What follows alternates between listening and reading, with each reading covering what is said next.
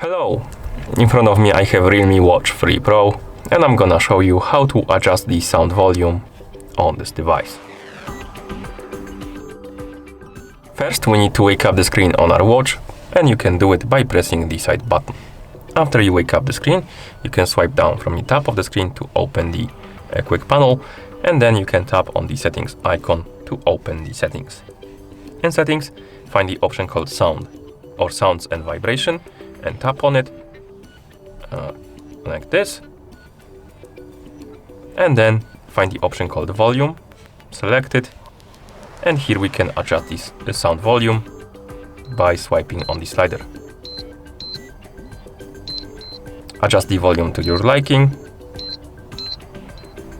and then press the side button to go back, and keep pressing it until you see the watch face. And that's how you adjust the sound volume on this device. Thank you for watching. If you found this video helpful, please consider subscribing to our channel and leaving a like on the video.